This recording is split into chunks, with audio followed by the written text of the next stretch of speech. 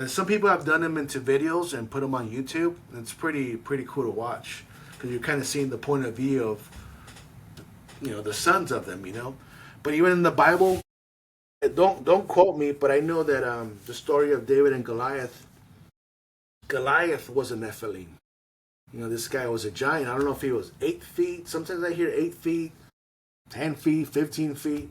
I really don't know his, because everybody says different measurements. But if you read the Bible, it tells you how many stones David grabs. And I believe it was either 4 or 5 stones. But when he knocks him down, he uses one stone and he hits him. It dazes him enough to bring him down to the point that it stuns him, that he's able to go up to him and behead him. That's what kills him. It's not the stone, it's the beheading of him when he was down. But the reason why he grabbed that many stones is because he had brothers that were also giants. And he knew once he took out the brother, the other ones were going to want revenge. So he had to have the stones ready for the next giants he had to face.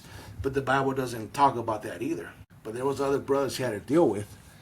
Also tells you, there's also stories of the Great Wall of China.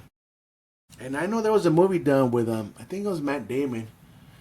But there was these two giants. I think they were twin brothers. And they were in Asia. And they were trying to go, I guess, eat the people or control the people. That's the reason why they built the Great Wall of China, just to make it harder for them to climb up the mountain, and they could still shoot down at them and keep them down. But there was two brothers that were giants that they were trying to keep down. You never heard of that one either? No. But it's very interesting. The more you kind of look into it and read, that I was like, man, I never, nobody ever tells you this stuff.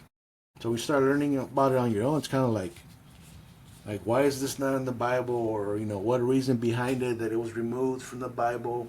And I think, in my opinion, people should know as much as possible so they could have a clearer picture.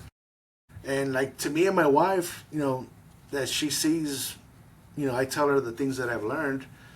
She'll be like, she's kind of more at peace when it comes to like UFOs and aliens. Yeah. Because we see them as demons. And not that it makes you feel peaceful that there's demons out there, but it almost depends on yourself. If you're right, with God, or right with yourself, if you're, I guess, fearing it or not, what could come at you, Because there's been people that said that I've seen them on YouTube that said that when aliens are coming to take them, that they start praying or mentioning Jesus. Have you heard these stories? Yeah. And then they leave them alone. Leave him alone, Yeah. yep. Yes. They're saying that, you start praying and you mention Jesus or rebuke them, they leave. And if it's an alien, I don't think they'd care. But if it's a demon, I think that's where the fear comes in. You're fighting them with Jesus. Yeah, I think But yeah, also that's the story of